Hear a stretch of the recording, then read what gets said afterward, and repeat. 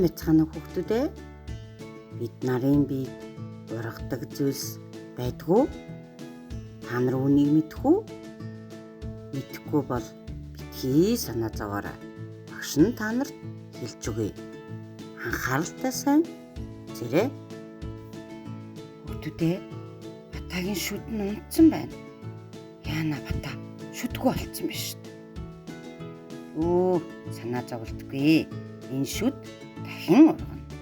Бид нарын үс бас ургадаг. Бид үсчинд очоод үсээ засуулсан ч хэдэн хоногийн дараа ургасан байдаг шүү дээ. Тэгэхээр бидний үс бас ургадаг юм байна. Бид нарын хумс бас ургадаг. Та нарын аав ээж чинь хумсыг чинь авсан ч хэд хоногийн дараа харахад урт болоод ургасан байхыг та нар харсан биз дээ. Тэгэхээр бидний хумс бас ургадаг юм байна шүү. Хүүхдүүдээ, шүд дахин ургах уу? Үгүй ээ. Шүд нэг удаа авнаад нэг л удаа ургадаг.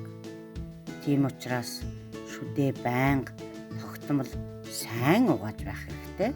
Тэгвэл чиний шүд орхиодохгүй шүү.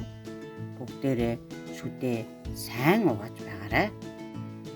Та нар үсээ сайн угааж цэвэрхэн самнаж байгаарай. Тэгвэл хөөрхөн харагдана шүү. Үс сайхан бол зүс сайхан. Хэрвээ та нарын хумс ургасан бол хумс аваарай. Авч чадахгүй бол аав ээжээсээ тусламж хүсээрэй. Баяртай хүүхдүүдээ.